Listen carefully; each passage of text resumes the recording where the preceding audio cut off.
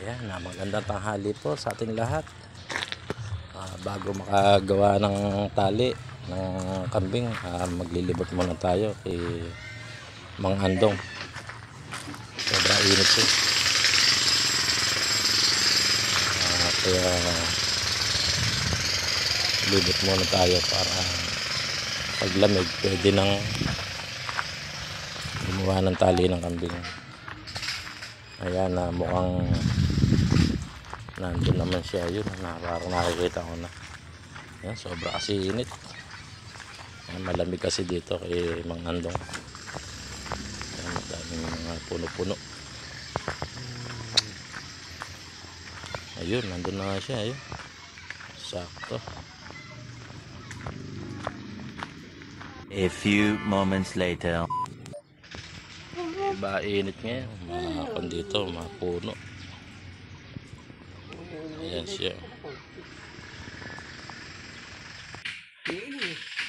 Iinom pa kaya nung dating na yun?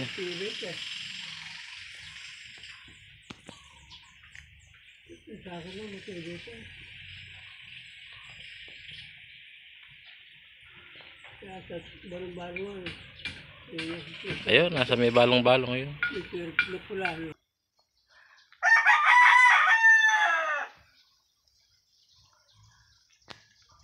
Nagagamit mo ba yan?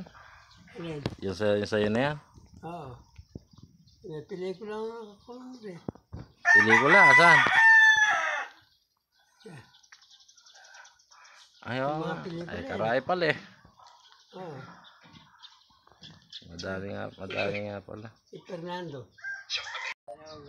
Romeo eh. Kaya pala eh. Tatalbuhin si Juliet.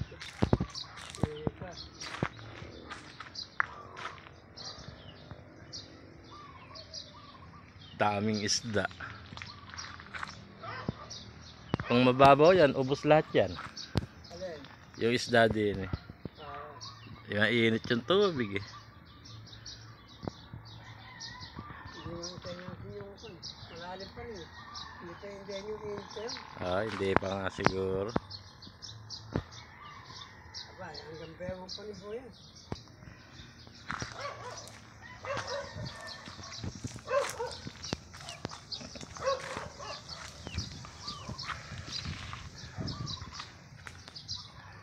Malalim pa.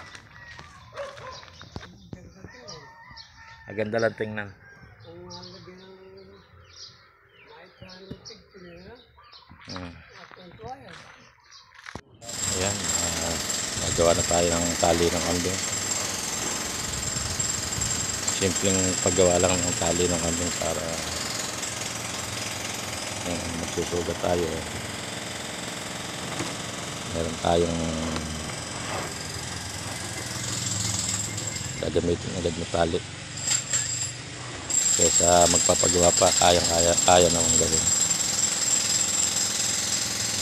Dali lang naman gawin yun.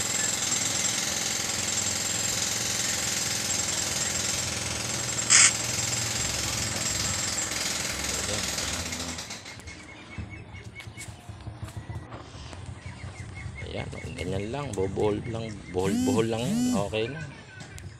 Basta hindi lang masasakal yung kambing, okay na yan. Ganyan lang yan, napakasimple lang ng paggawa ng tali. Ganyan lang. Ayan, ay buhol na. Simple lang paggawa ng tali ng kambing. Hindi naman masyadong mahirap. Ayan, buhol mo lang yan. Tapos sukat mo kung gaano kalaki panlaig. Ganun lang, simple lang. Kaya ayan, nakabuhol na. Uhulmahin mo na lang yung panlaig ng kambing, yung gaano kaluwang, para hindi ka masasakal.